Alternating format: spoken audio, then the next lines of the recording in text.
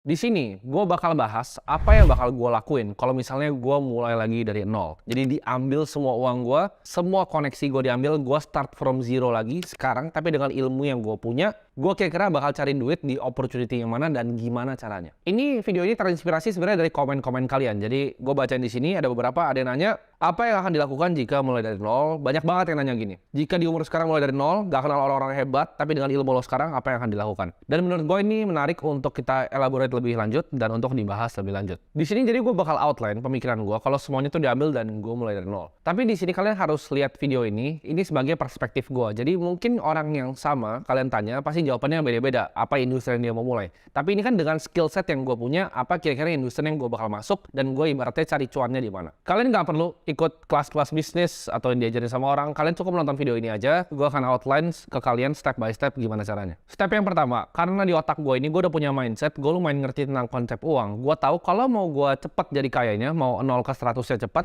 gue nggak akan tukar waktu gue untuk uang. Jadi gue bakal eliminasi semua pekerjaan yang nukar waktu gue untuk uang dan terbatas di situ. Maksudnya apa? Dulu kan gue sempat jadi wedding organizer. Dulu gue sempat kerja-kerja jasa-jasa yang tukar waktu gue untuk uang. Itu bakal gue hilangin. Jadi gue nggak bakal lakuin pekerjaan-pekerjaan kayak gitu. Tapi gue cari pekerjaan yang constraint-nya, ya time constraint-nya itu bukanlah sebuah waktu. Jadi untuk bisa bikin uang, ya let's say ini kita mau dari nol ke, ya misalnya 100 juta per bulan atau bahkan aset 1 miliar. Stepnya ada dua. Yang pertama, ya cari uangnya di mana. Yang kedua, gandain uangnya gimana. Kalau dua ini kalian ngerti, cari uangnya di mana, gandain uangnya di mana, uang kalian pasti 1 miliar. Ini tinggal jagoan-jagoannya kita aja. Nah, gue tahu uang itu selalu beredar, berputar secara cepat. Jadi tujuan kita adalah gimana? Kita gimana caranya ambil uang dari orang. Karena gue udah sering bahas di video-video gue, uang itu nggak pernah bisa diciptakan. Uang itu cuma diambil dari orang lain. Yang bisa ciptain uang adalah bank sentral. Jadi opsi pertama, ya ini opsi pertama. Kita bahas cari duitnya dulu, baru kita akan bahas gandain uangnya. Cara cari duitnya ini yang bakal gue lakuin kalau misalnya mulai dari nol. Gue kan cari ya pekerjaan yang menurut gue skill gue kan paling tajam di sana. Yaitu gue dari dulu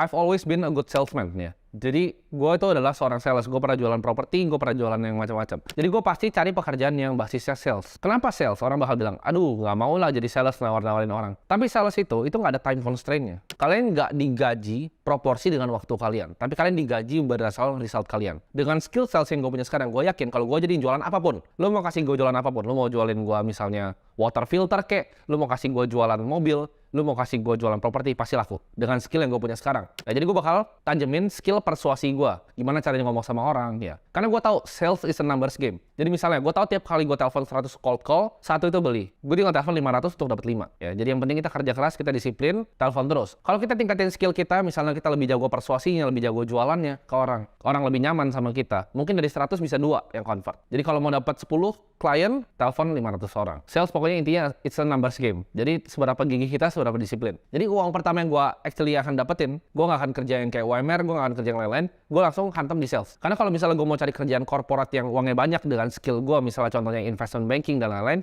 tanpa koneksi itu rada nggak mungkin. Jadi yang uangnya bisa sama, bisa puluhan juta, yaitu adalah sales. Itu kan opsi pertama. Kalau gue terlantar gitu di pinggir jalan ya, itu opsi pertama yang gue akan lakukan. Gue langsung ke sales. Nah, sambil kerjain opsi pertama ini, gue akan punya side hustle. Jadi gue akan kerjain opsi kedua nih. Jadi gue bukan salah satu opsi, tapi gue pasti jadi sales sambil gue nyambi ngerjain bisnis gue. Nah, gue akan kerjain bisnis. Kenapa? Karena gue tahu untuk kita jadi kaya, antara kita jadi owner dari bisnis atau kita punya bagian kecil dari bisnis orang sebagai investor. Tapi kan gimana caranya jadi investor kalau nggak punya duit? Jadi harus punya duit dulu. Nah, di sini yang gue akan tekanin ke kalian adalah bisnis itu nggak perlu modal. Kalian nggak perlu mindsetnya, oh dia orang kaya baru bikin bisnis. Nggak. Bisnis itu banyak banget yang modal otak. Dan gue akan contohin salah satunya di sini. Dan ini juga udah pernah gue kerjain. Kalau misalnya gini, kita lihat bisnis ya. Bisnis itu ada dua. Ada yang modal otak ya, sama ada yang capital intensive. Maksudnya capital intensive itu apa? Kita butuh modal besar untuk bisnisnya awal mulai running. Contohnya, kita mau buka toko bangunan. Kita perlu misalnya inventory 5 miliar, 10 miliar gitu. Cuma kita nggak punya uang seperti itu. Kita mau buka misalnya klub malam. Kita butuh uang untuk renovasi 40 miliar segala macam. Kita nggak punya uangnya untuk bikin seperti itu. Tapi kita punya apa? Kan gue disisain otak kan. Gue nggak punya uang tapi punya otak. Jadi gue cari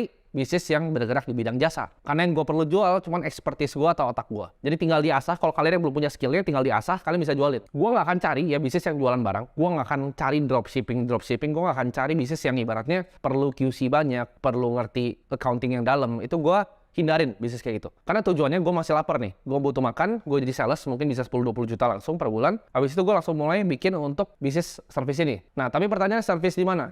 Bisnis yang nggak perlu karyawan banyak, bisnis yang nggak perlu inventory management, bisnis yang nggak perlu QC/QC yang ribet. Gue tahu mungkin ada beberapa dari kalian yang bilang, oh jualan barang kan bisa kaya. Betul, jualan barang tuh bisa banget kaya. Dan itu menurut gue uangnya lebih banyak sebenarnya kalian jualan produk dibanding kalian jualan jasa. Tapi untuk bikin sebuah produk itu butuh kalian knowledge yang lebih tajam dan butuh waktu yang lebih panjang. Sedangkan kalau jasa itu bisa langsung dijual besok asal kalian ketemu kliennya. Kalian punya skill apa, kliennya butuh solusi apa, kalian ketemu di tengah, kalian dapat uang. Nah, gue akan bikin ya bisnis ya antara dua sebenarnya kalau gue punya skill set kayak sekarang. Jadi gue bakal bikin bisnis yang service bisnis lain. Balik lagi ke tadi, apakah bisnis yang B2C ibaratnya bisnis to consumer itu nggak bisa duit banyak? Bisa, dan itu banyak banget uangnya. Tapi ini kan kalian tanya kalau gue mulai, gue pasti akan cari yang bisnis to bisnis yang bisa benefit bisnis lain. Contohnya kayak misalnya vertical software. Karena software itu kalau misalnya udah dibuat ditaruh di bisnisnya, switching cost-nya terlalu besar untuk diganti software lain. Jadi recurring revenue-nya sticky. Itu mungkin salah satu option yang gue bikin. Tapi gue tahu kalian di sini banyak yang nggak bisa programming. Tapi kalau kalian punya programming, itu bisnis yang akan gue kerjain. Gue akan langsung coding setiap malam. Jadi gue paginya sales, malam gue bakal coding untuk bikin vertical software buat bisnis yang niche gitu. Contohnya POS untuk tempat es krim atau apapun itulah.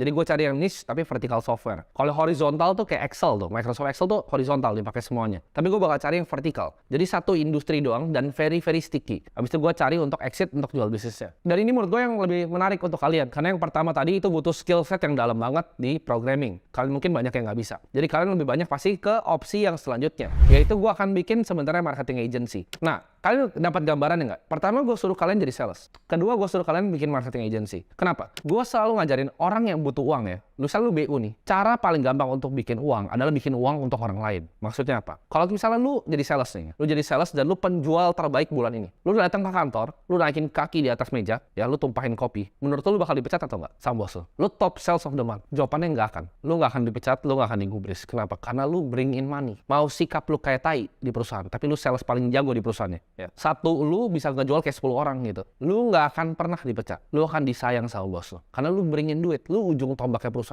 Sama seperti agensi marketing. Kalau kita bisa kasih bisnis ini uang dari misalnya campaign kita, dari strategi kita, omsetnya bisa double, lu nggak mungkin digantiin. Dan gue bakal kasih tahu strategi gimana cara kita minta uangnya. Jadi ini ada taktiknya. Minta uangnya jangan cuma minta 7 juta sebulan, 10 juta sebulan. Tapi ada taktiknya, gue bakal share di belakang. Tapi gue tahu kalau misalnya kita target untuk bikin agensi, kalian misalnya mau 1 miliar per bulan bersih, itu susah gitu. Itu butuh agensi yang besar, scale-nya besar. Tapi kan video ini mungkin gue tahu banyak yang nonton itu buat dapat 10 juta sampai 20 juta sebulan aja kalian udah happy. Jadi ini yang gue targetin marketnya ya. Jadi buat kalian nonton ini bukan orang yang mau bikin agensi 1 miliar. Tapi buat kalian sekedar dapat uang tambahan 10 juta dari sales, 20 juta dari bikin agensi itu bisa banget kalian nonton video ini. Jadi gue bakal tawarin skill marketing gue. Karena gue udah punya skill marketing, gue bakal tawarin skill marketing gue ini ke beberapa restoran misalnya, ke beberapa retail shop yang base-nya online. Jadi misalnya mau dia jual baju, dia jual susu, dia jual apapun itu, online shop, di Instagram, di Shopee, gue bakal offer skill set gue untuk gue bisa gandain omsetnya. Nah, mungkin pertanyaan kalian, kalau kalian sebagai owner bisnis, buat apa terima agensi luar? Karena gini, kalau misalnya kalian mau sebagai owner bisnis nih, gue owner bisnis, gue mau keluarin berita, gue nggak akan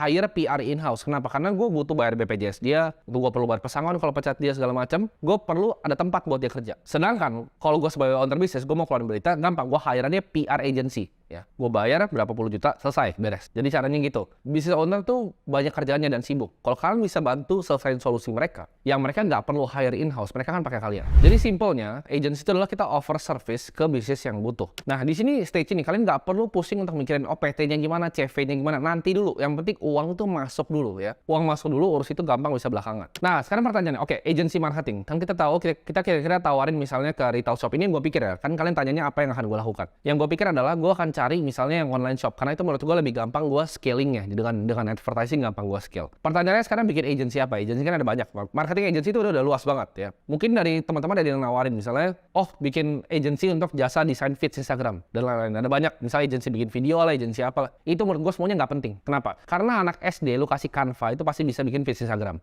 Jadi nothing special about service lu. Lu akan jual murah dan banding-bandingkan harga. Lu akan bikin 30.000 per post, ya kan ada paket 600.000 post banyak gitu. Capek ya, buang waktu, buang energi. Gua nggak akan pernah ngelakuin service kayak gitu. Tapi service yang gua lakukan adalah gua bring dia uang. Kalau gua janji lu uang sekian, lu kasih gua persenan. Cara mainnya gitu. Jadi performance based. Jadi performance marketing agency. Kalau kita perform, baru kita dapat uang. Hal paling penting dalam suatu bisnis adalah omset, adalah uang masuk ya. Jadi kalau lu bisa increase uang masuk itu, lu akan dibayar, terserah lu bisa mintanya suka-suka. Balik lagi ke sales tadi. Kalau lu orang yang ningkatin omset di suatu bisnis, lu akan disayang. Dan lu nggak akan pernah di cut off. Ini gue mungkin cerita pengalaman gue ya. Jadi gue ngomong ini nggak asal bacot, tapi ini hal yang gue pernah lakuin. Jadi gue pernah bikin agency. Waktu itu salah satu klien gue adalah pabrik konveksi lumayan besar. Nah, bisnis modelnya dari pabrik konveksi ini adalah dia terima orderan. Ya, misalnya 12 piece, 24 piece dari orang yang awal-awal mau bikin baju, abis itu udah laku tokonya baru pesan sama dia lebih banyak. Bisnis modelnya gitu. Jadi cari orang yang baru mulai bisnis. Jadi yang gue lakukan apa? Gue datang ke ownernya, gue bilang, omset lu gue dobelin. Jadi gini, cara lu offer sesuatu ke orang adalah bikin offer yang mereka nggak bisa tolak. Jadi gue datang ke ownernya, gue bilang, omset lu gue akan dobelin. Dia kan bilang, ini anak orang gila kali ya. Gue bilang gini,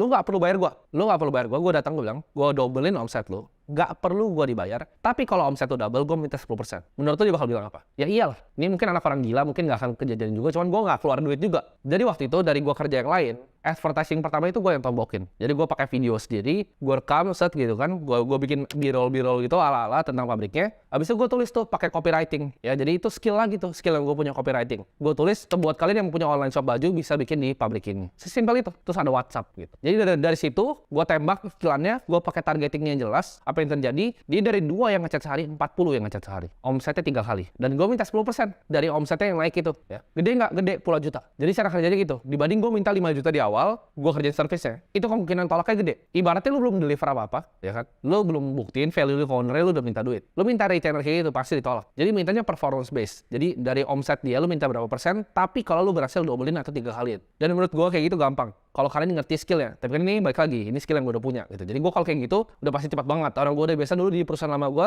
bakar ads tuh 500 juta, 1 miliar sebulan tuh udah biasa. Jadi gue udah tahu targetingnya yang rapi kayak gimana. Itu gue tinggal masuk, gue funneling semua di Excel, rapin, tembak semua. Jadi gue bakal kerjain 7-8 klien, itu udah pasti 100 juta sebulan minimal. 100-300 juta sebulan, itu udah di kantong. Nah buat kalian, mungkin kalian nggak langsung sebesar itu. Coba kecil-kecil dulu aja. Tapi gue yakin dengan ini yang gue ajarin ke kalian, kalau kalian bener-bener pikir gitu tentang bisnis modelnya, 10-20 juta pasti kalian dapat per bulan. Bersih, itu pasti dapat. Pertanyaannya, gimana cara kalian yang pintar, pikir pakai otak. Jadi di TikTok, kalian search tentang bisnis. Di Instagram, search hashtag bisnis-bisnis yang kalian mau target. Misalnya jualan makanan anjing, ini gue nggak salah ya. Jualan makanan anjing, lu cari di Instagram. Jualan makanan anjing, cari di TikTok. Mau ngomong sama ownernya, lu bilang, gue bisa adsense ini buat omset lu double. Jadi jangan cari bisnis fisik. Kalau kayak restoran gitu lebih susah. Carinya bisnis yang online, karena itu lebih scalable. Mereka udah punya delivery systemnya, udah ada supply chain-nya, udah lengkap. Lu tinggal jualan gitu. Lu jualan, mereka yang delivery semua. Makanan anjing lah, atau apa, mau tisu anjingnya juga bisa. Misalnya popok buat anjing itu juga boleh. Macam-macam. Dan cari biasanya kliennya yang menurut kalian marketnya gede tapi belum ketap. Dia belum ngiklan, dia masih cuma konten marketing. Itu kalian hajar di sana. Bisa cari dari mana lagi? Bisa cari dari Google bahkan. Kalian lihat offline store nih. Misalnya kita mau bahas anjing aja deh. Ya. Kalian misalnya ketemu ruko nih. Ruko dia jualan misalnya makanan anjing. Lu datang ke situ. Lu pakai Google Map. Lu bisa cari. Jadi gue dulu pakai cari klien itu pakai Google Map. Sakti banget. Lu bisa lihat di mana tempat-tempatnya di mana. Lu datangin ke situ dan lu ngomong ke ownernya. Ini gimana nih kalau misalnya gue bisa dobelin omset lu. Lu nggak usah bayar. Gue yang keluar duit buat iklannya. Itu offer yang mereka nggak bisa tolak. Gue yakin lu tawarin 10, at least 5 mau. Karena kalau lu gagal pun mereka nggak rugi. Lu bilang lu yang iklanin, lu yang videoin, lu yang buatin semuanya. Jadi simpel caranya. Kalau udah tinggal tanda tangan MOU ya, lu minta 10% dari kenaikan yang lu kasih gitu. Karena buat dia cengli, dia dapat 90%, lu dapat 10%. Dan buat lu juga happy. Karena lu cuma modalnya kecil banget sebetulnya untuk running Facebook kan. Jadi pertama, bikinin kreatifnya ya, bikinin kreatifnya antara bisa lebih bagus video. Jadi lu bikin kreatifnya dalam bentuk video, lu misalnya sewa teman lu kayak 500.000 lu kasih uang suruh video-videoin. Lu bikin copywritingnya rapi, tembak di Facebook aja rapi. Atau misalnya lu mau main SEM di Google juga boleh. Itu omsetnya gue yakin pasti naik. Nah itu gue udah kasih ya outline-nya. Buat kalian minta detail dong. Gue nggak ngajarin untuk bikin kayak gituan gitu. Tapi gue udah kasih nih. Ibarat lu tuh udah gue suapin nih bisnisnya. Kalau lu kelar video ini masih kayak, oh gue mulai dari mana? Itu udah lu orang malas aja lah. Lu orang paling malas di dunia. Ini cuma satu bisnis model. Mungkin kalau kalian minta request yang lain, gue bisa sharing bisnis-bisnis yang gue pernah kerjain. Tapi itu yang bakal gue lakuin. Cari duitnya udah kan? Jadi sales, bikin agency ya, atau bikin vertical software kalau lu punya otak untuk jadi programmer. Nextnya apa yang gue bakal lakuin? Itu kan gue udah dapat kira-kira 100-200 juta sebulan. Yang gue bakal lakuin adalah gue ganain uangnya di mana.